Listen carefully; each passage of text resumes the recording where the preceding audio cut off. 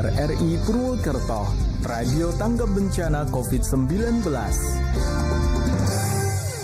Radio Republik Indonesia Purwokerto, Radio Tanggap Bencana COVID-19. Selamat pagi pendengar RRI dimanapun Anda berada. Senang sekali pagi hari ini saya Gali Prasetyo bisa kembali menemani Anda ya, sembari masih physical distancing. Mungkin Anda lagi di rumah melakukan work from home, sembari melakukan hal yang berfaedah ya pagi ini, yaitu dengan cara mendengarkan saya tentunya, karena di pagi hari ini tentunya program belajar di RRI kembali hadir menemani Anda sampai nanti jam 11. Dan spesialnya lagi, di depan saya ini sudah hadir narasumber untuk belajar di RRI yang hari ini itu mata pelajaran adalah Teknologi Informasi dan Komunikasi. Udah datang beliau, Bapak Aris Budiasono Eskom. Selamat pagi, Pak. Waalaikumsalam warahmatullahi wabarakatuh. Gimana kabar, Pak? Alhamdulillah ya, hari ini sehat, Mas. Sehat ya.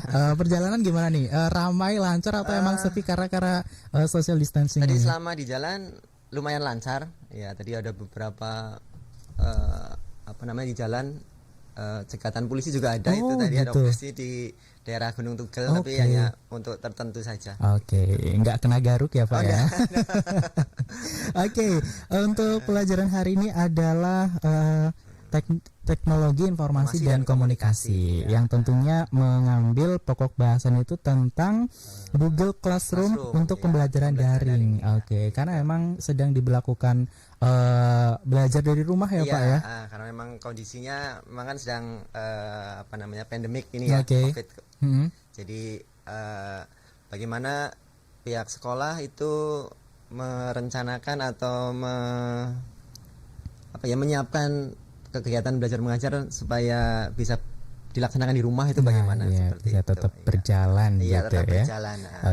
Nah, buat Anda pendengar RRI yang pengen tanya untuk terkait dengan pelajaran Teknologi Informasi dan Komunikasi terkait dengan Google Classroom untuk pembelajaran daring, bisa banget ke WhatsApp di 081327312222. Mungkin untuk pertama-tama nih, Pak, boleh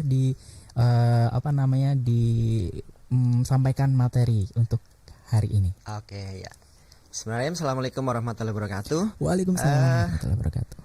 Perkenalkan dulu, nama saya Pak Aris Budiasono. Saya mengajar di SMA Negeri 1 Banyumas, ada di daerah sebelah selatan sana, Mas ya. Sekali ya.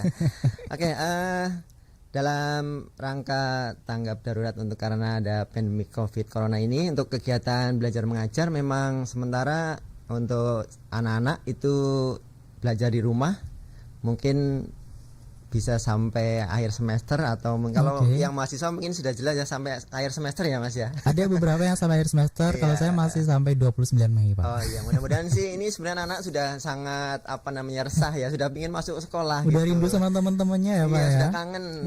Saya kira kangen sama gurunya, ternyata kangen uang sakunya.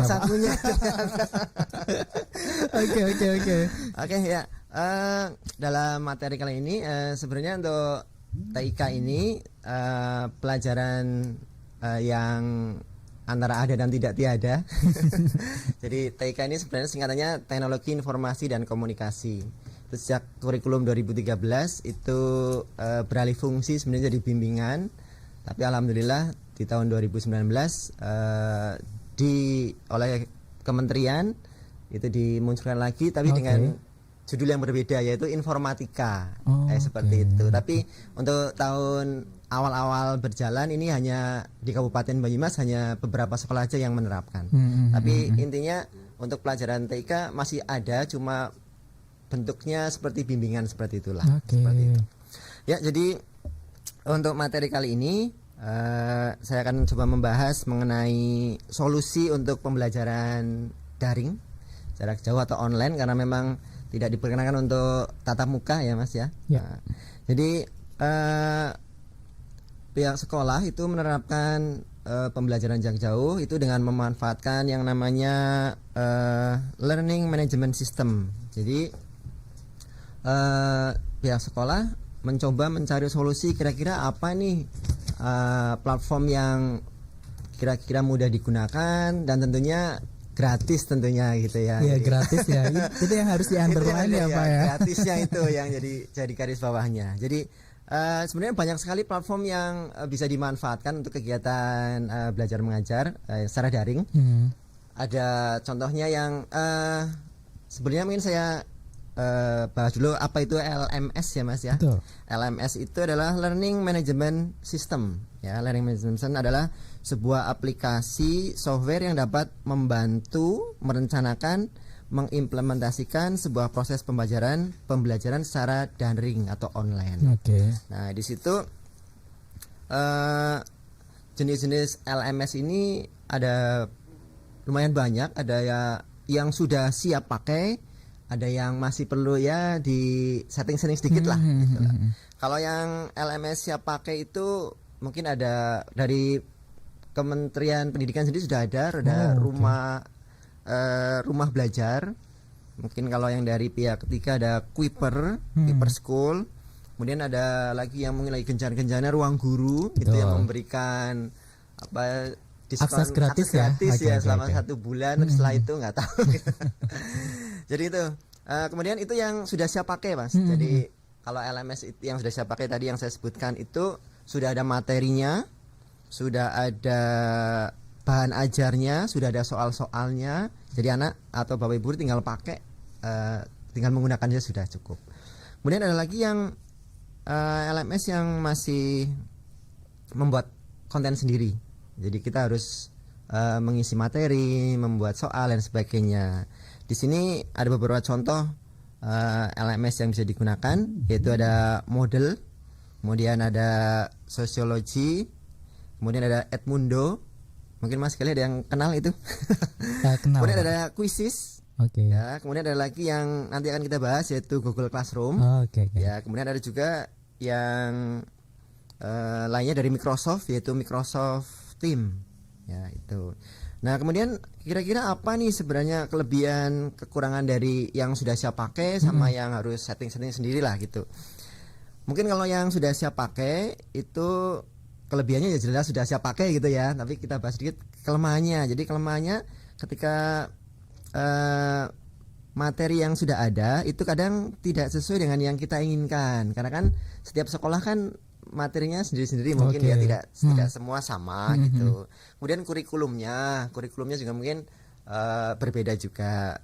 Kemudian dari bahan ajar, materi tidak pas, soal-soalnya juga mungkin tidak sesuai karena mungkin tidak sesuai dengan kondisi di sekolah masing-masing. Oke. Nah, kemudian kalau LMS yang bisa mengembangkan konten sendiri itu mungkin lebih fleksibel ya, karena menyesuaikan dengan kondisi sekolah masing-masing gitu. Beberapa kelebihan dari LMS yang mengembangkan konten sendiri itu tadi yang seperti saya contohkan di awal, ada Moodle, ada Sosiologi, ada Edmundo, ada Quizzes, ada Google Classroom, dan ada dari Microsoft gitu. Yang paling bagus mana di sini saya tidak membanding-bandingkan gitu, tidak punya untuk membandingkan. Mungkin hanya sekadar gambaran saja bahwasanya kalau yang Moodle itu sangat lengkap sekali. Jadi fiturnya komplit di situ. Saking lengkapnya di situ ya, khusus untuk pemula ini kadang kesulitan untuk men-settingnya gitu ya untuk pemula. Kalau yang sudah mahir sih tidak ada masalah. Jadi di situ harus setting membutuhkan server. Kalau yang Moodle ini ya butuh server, butuh domain, butuh hosting, kemudian harus disetting namanya itu CMS. Ya, CMS itu kalau dalam bahasa Jawanya ya Content Management System. Oke, bahasa Jawanya ya Pak ya. Bahasa Jawanya ya. Jadi manajemen konten adalah perangkat lunak yang digunakan untuk menambah atau memanipulasi, mengedit suatu website gitulah. Jadi harus disetting dulu baru bisa digunakan. Jadi itu kalau menggunakan Moodle lengkap. Tapi ya tadi kalau yang pemula agak kesulitan untuk setting. Harus ada ahli untuk mengelola itu dulu ya Pak ya. Lebih dalam. Kemudian kalau Sosiologi ya juga sudah bagus, sudah setting kelas juga ada. Tapi nanti kita bahas Edmundo, Quizzes juga bagus juga. Nanti kita akan bahas khusus yang Google Classroom. Nah, untuk Google Classroom ini memang punya beberapa kelebihan ya, karena yang dikembangkan oleh Google khususnya ya. Kenapa punya kelebihan? Ya karena produk Google Classroom Google ini itu kan kita mengenal Google itu lebih apa ya, mengedepankan kesederhanaan. Oke. Kalau Mas Gali perhatikan, kalau kita membuka apa namanya browser gitu ya, Google Chrome gitu kan, kita klik di situ kan cuma ada gambar Google, kemudian ada kotak sedikit kecil gitu kan, yang tidak ada gambar yang lain-lainnya. Kalaupun ada ya variasinya sangat minimalis sekali. Tapi dengan hanya mengetikkan atau membuat tulisan apa saja ada di situ. Udah keluar semuanya di bawah. ya. Bahkan kita belum selesai pun udah tahu deh itu ya. Langsung dikasih tahu di situ. Cuma kalau minta uang aja mungkin kita nggak dikasih di situ. Kalau dikasih sih saya nggak di sini, Pak. Jadi itu apa namanya? Kesederhanaan dari Google itu lebih terkenal, lebih bagus dari itu. Jadi ya apa namanya, sama seperti saya lah Mas. Jadi kalau sederhana kan gitu kan. Oke. Jadi saya tidak perlu apa namanya memberitahu Mas Gali di uang di sak saya ada uang 100.000, di dompet saya ada 100.000. Oke. Jadi lebih sederhana lah gitu ya. Kemudian ada lagi yang dari saingannya, mungkin saya buat tidak sebut saingan ya, tapi dari Microsoft juga ada juga apa namanya konten juga untuk kegiatan pembelajaran. Namanya Microsoft, mungkin boleh sebut merek gitu ya, nggak apa-apa ya? Emang nggak boleh ya Mas?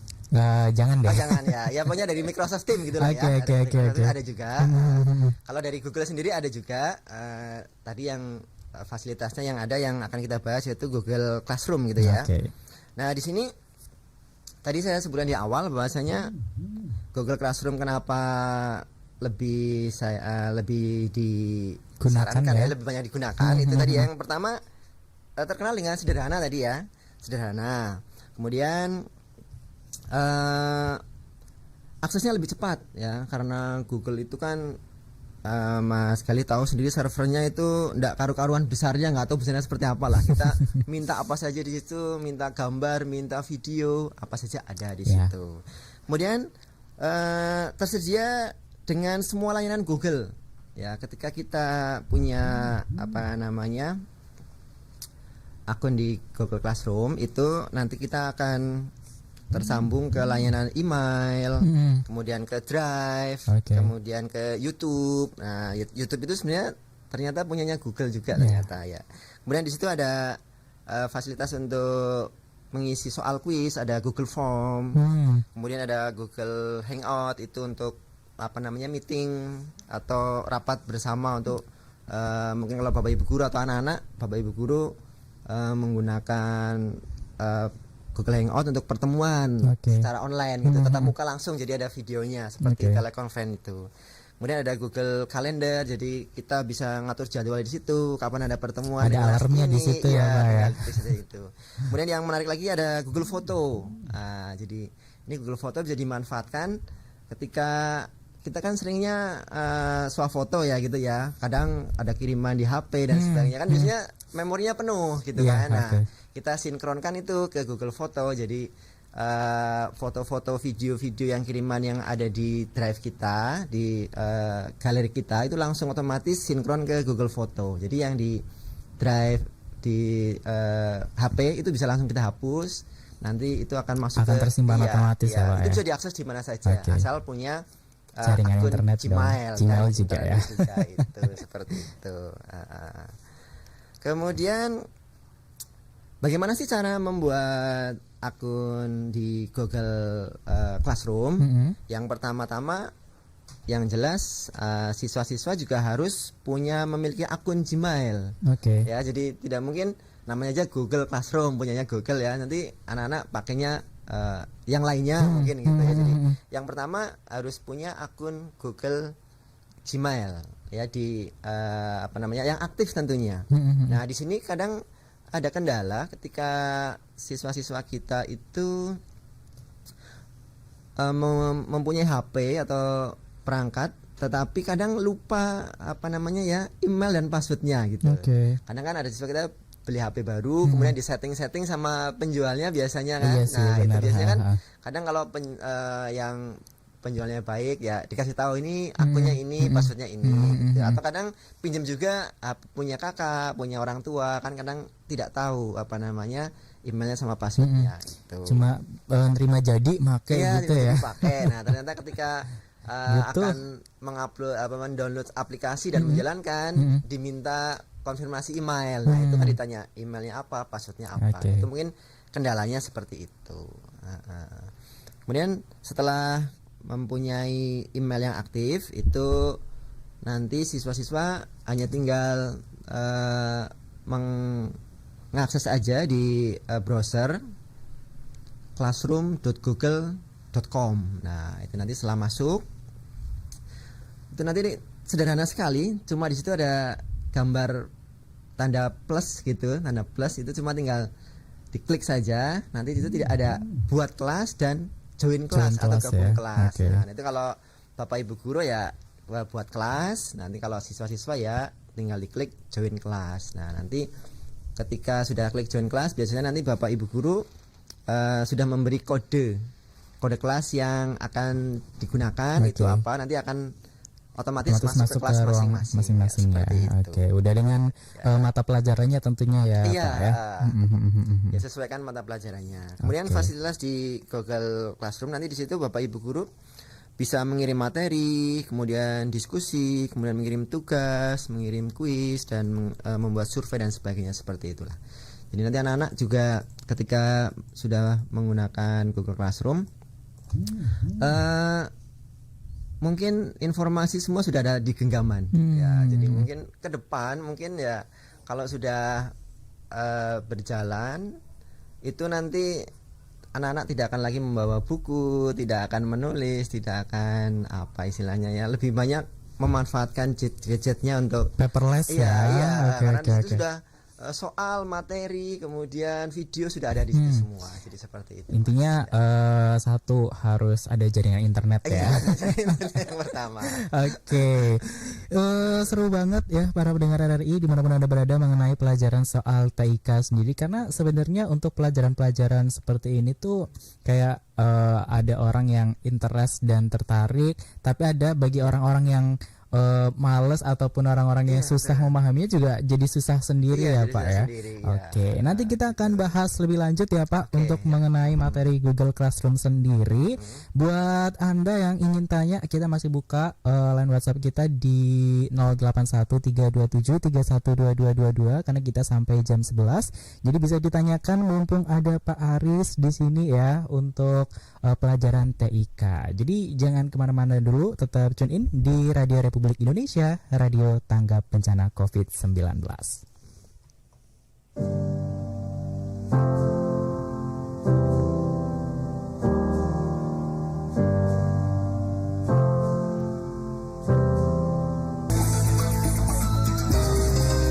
RRI, Radio Tanggap Bencana COVID-19.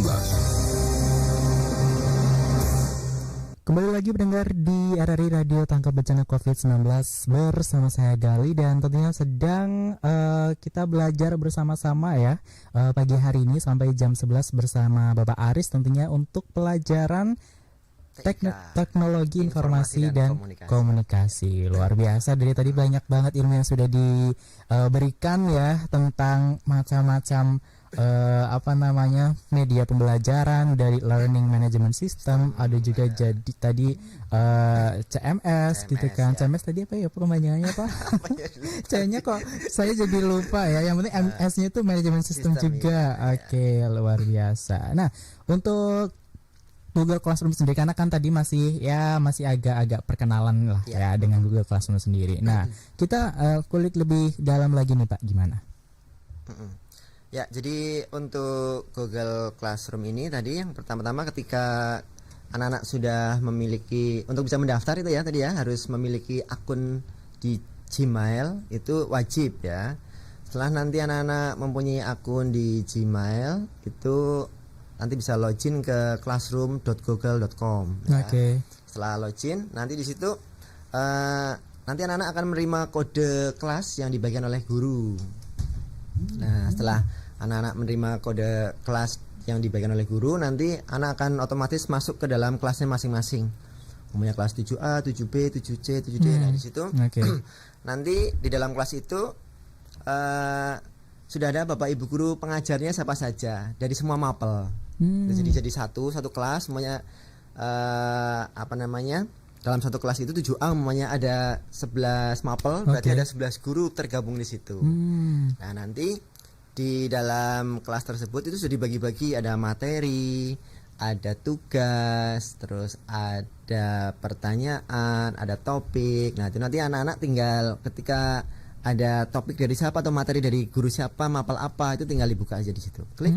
Nah, itu tampilan dari classroom itu sangat sederhana sekali. Itu cuma berisi forum, tugas, dan anggota di situ. Jadi forum itu berisi untuk pengumuman-pengumuman yang disampaikan oleh Bapak Ibu guru. Itu biasanya ada pengumuman apa, ada informasi, umpamanya mengisi daftar hadir atau mengisi materi. Silakan buka materi saya di folder ini seperti itu. Nah, kemudian di situ ada tugas-tugas, ada nilai juga di situ. Jadi sederhana sekali tampilannya. Jadi lebih mudah untuk pemakaiannya, anak juga lebih mudah.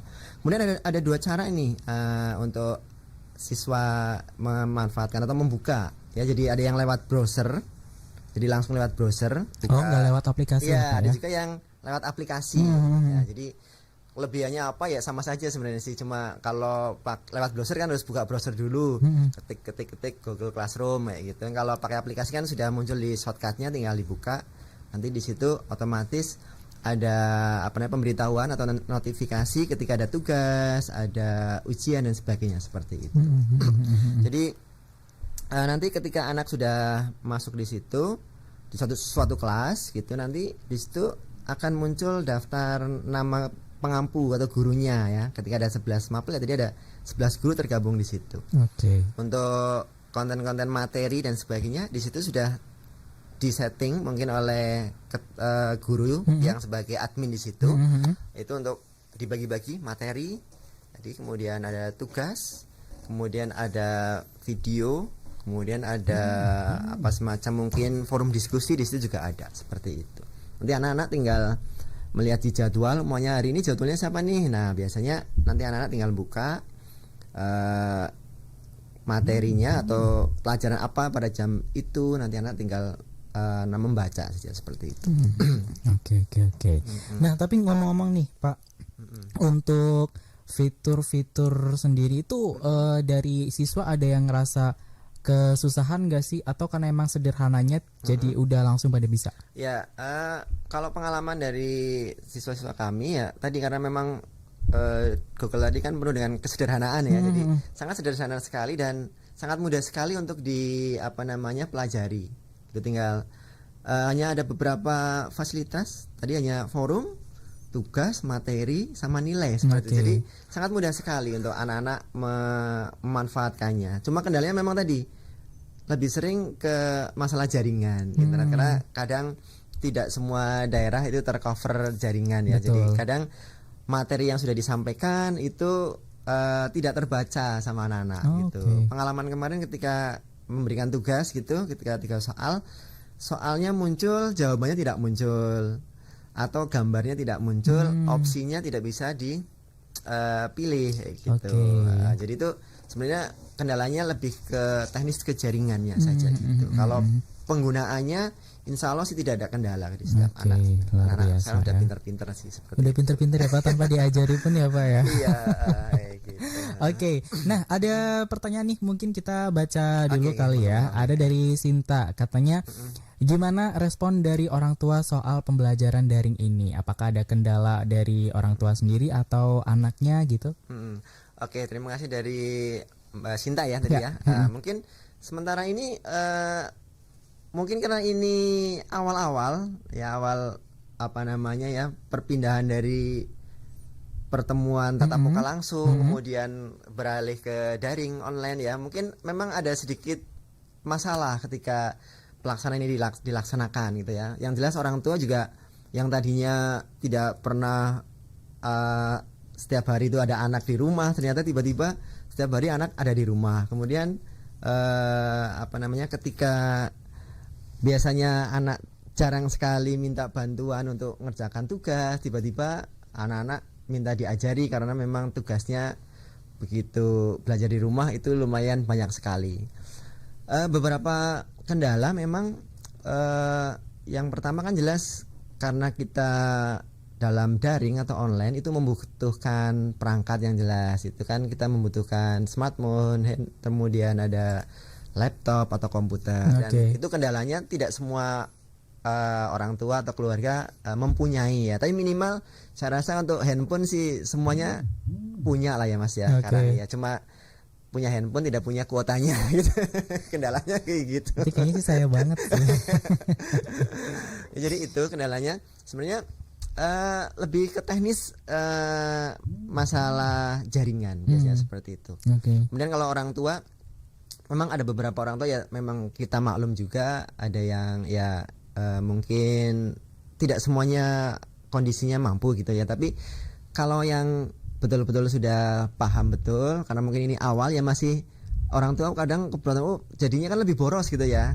Yang tadinya mungkin anak 30.000, 25.000 mungkin seminggu atau bisa sebulan gitu, ini tiba-tiba satu hari kadang-kadang sudah habis gitu kan. Nah, nanti kadang-kadang disalahkan gurunya juga, nih gurunya ini banyak banget tugasnya kayak gitu. Ya mungkin itu jadi mungkin di awal-awal ini orang tua ada sedikit kendala gitu. Anak-anak juga mungkin awalnya juga pada protes, ini banyak kali tugas Pak.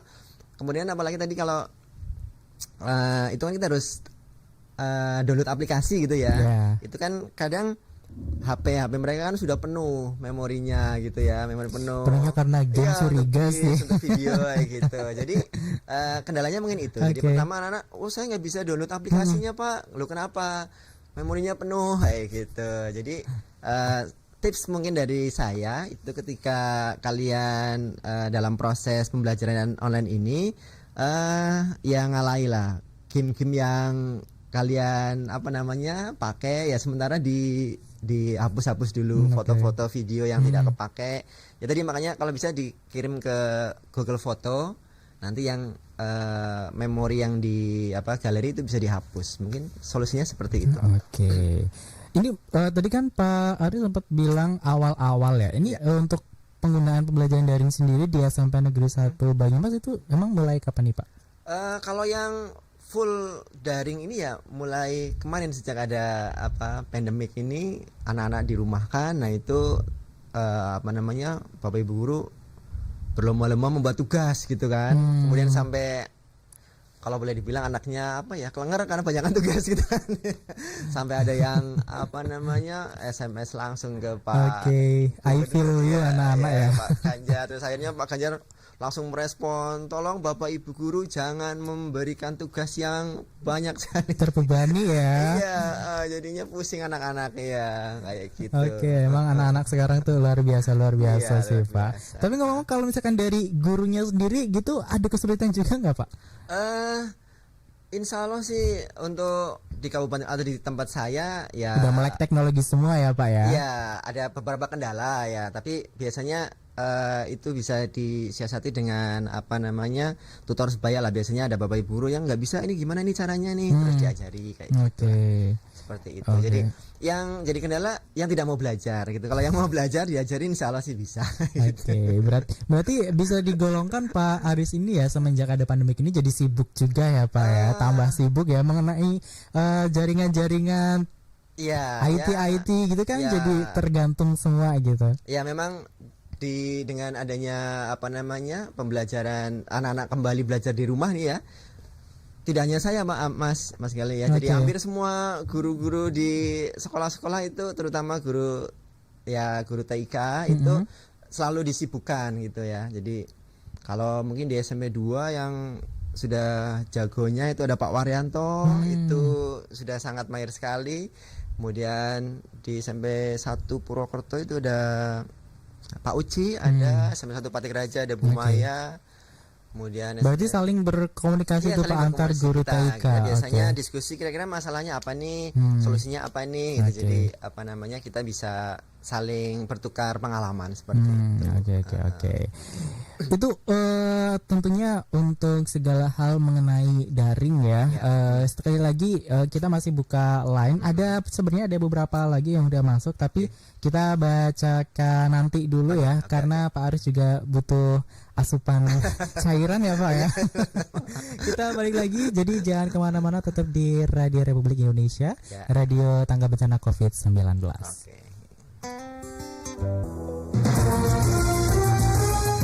RRI Purwokerto, Radio Tanggap Bencana COVID-19.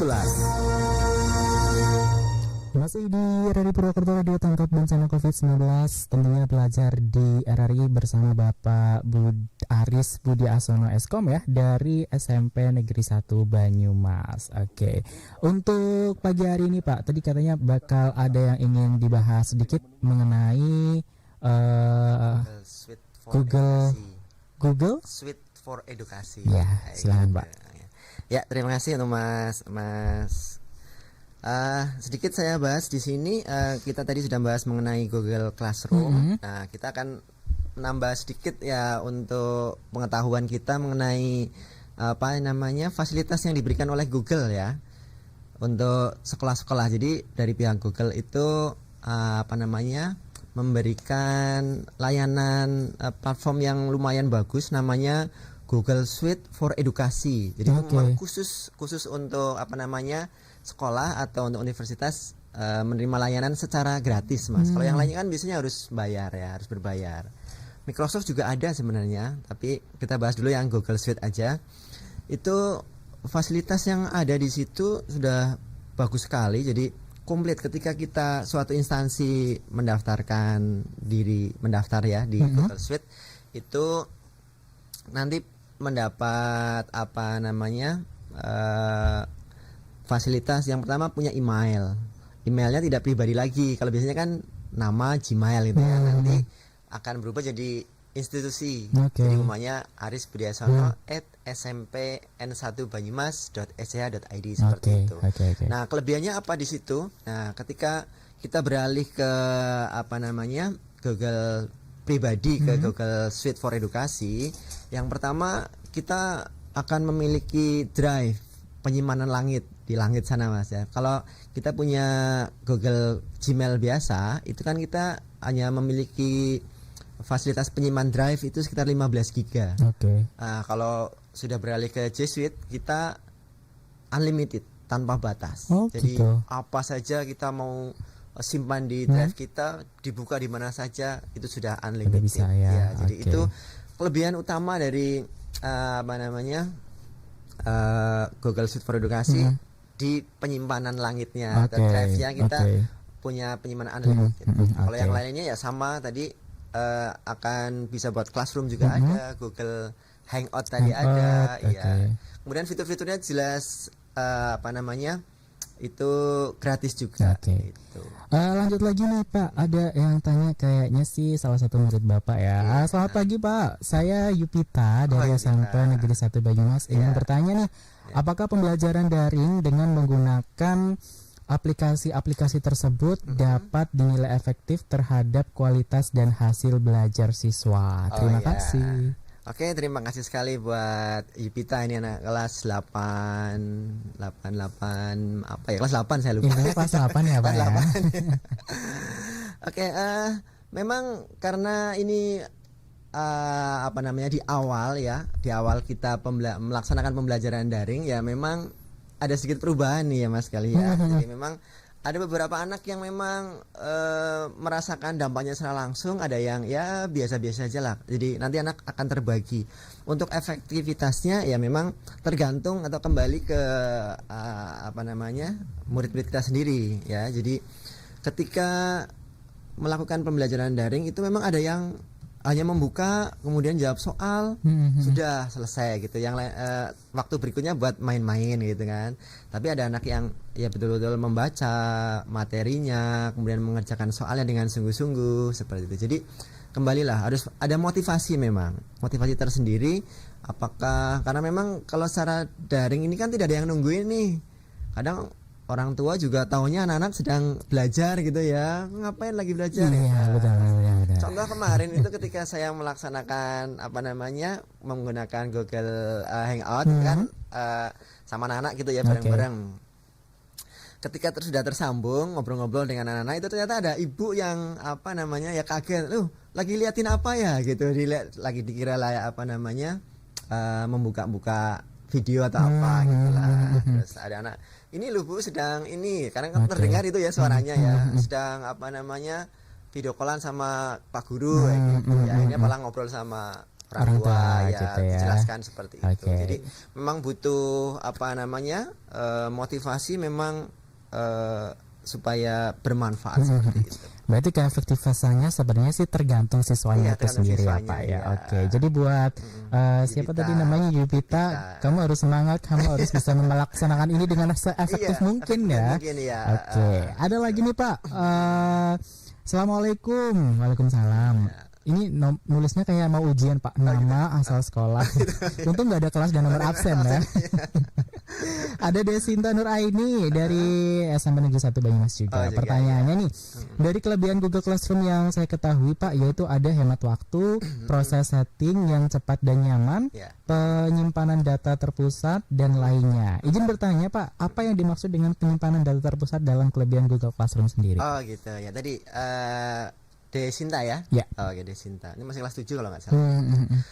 Untuk Desinta, jadi penyimpanan data terpusat tadi, bahwasanya ketika kita mempunyai akun tadi ya, kita mempunyai akun di Google, itu kita mempunyai fasilitas penyimpanan drive. Ya, jadi dimanapun, kapanpun, kalau file-file kita simpan di drive itu bisa diakses. Syaratnya satu, ada akses internetnya. Iya gitu. Sih. Yang penting tersusun dengan rapi khusus di situ. juga. Ya kita punya istilahnya lemari khusus ya, betul. tempat penyimpanan file kita. Jadi salah satu kelebihan dari Google ya tadi, kalau masih menggunakan Gmail biasa kita punya 15 GB. Ketika nanti beralih ke menggunakan Google Suite, kita unlimited, mau nyimpan apa saja bisa seperti gitu. itu. Gitu ya untuk Desinta. Ini karena waktunya juga udah hampir habis nih Pak, nggak kerasa ya, udah hampir jam 11 juga. Kayaknya waktu nanti dia akan datang kita wajib ketemu lagi deh Pak ya. Pesan-pesan deh Pak untuk anak-anak mungkin atau untuk pendengar RRI dimanapun mereka berada gitu kan, menghadapi ini, kemudian cara mengantisipasi atau menyesuaikan diri dengan belajar daring dari rumah gitu Pak. Pesan-pesan dari saya mungkin untuk anak-anak, tetap semangat belajar, terutama tadi lebih efektivitas lagi, kemudian lebih fokus lagi, karena pembelajaran daring ini sedikit berbeda dengan tatap muka karena membutuhkan perangkat, peralatan, dan tentunya biaya ya untuk bisa mengaksesnya. Nah itu karena kalian harus bisa berhemat sehemat mungkin untuk memanfaatkan fasilitas, kemudian biaya yang diberikan oleh orang tua kalian, supaya tujuan pembelajaran atau tugas-tugas yang diberikan oleh Bapak Ibu guru semuanya bisa terlaksana dengan baik, ada manfaatnya. Kemudian untuk teman-teman teman-teman pengajar atau guru, mungkin terima kasih untuk teman-teman saya di MGMPTIK, ada Pak Uci SMP 1 Purwokerto, ada Bu Maya SMP 1 Patik Raja, ada siapa lagi, Pak Eko SMP 2 Purwokerto, Bu Nani, kemudian ya teman-teman MGMP lah dari Aji Barang. Terima kasih atas bantuannya, supportnya, kemudian tetap saling berkomunikasi dan bekerja sama. Terima kasih. Satu lagi mungkin untuk Pak MKKS, terutama Pak Zuhri yang sudah memfasilitasi kami sehingga bisa bersiaran di RRI ini, khususnya Oke. Dinas Pendidikan juga. Terima Oke, kasih. luar biasa. Terima kasih sekali lagi Pak Aris Pudiasono Eskom ya atas waktunya. Nanti pulang salam buat siswa-siswanya di Google Classroom ya. Iya. Kita ketemu lagi di kesempatan yang lain tentunya. Terima kasih juga untuk pendengar yang sudah stay tune, yang udah gabung dengan kita. Tentunya kita akan masih menemani Anda sampai nanti jam 4 sore di Radio Republik Indonesia, Radio Tanggap Bencana COVID-19.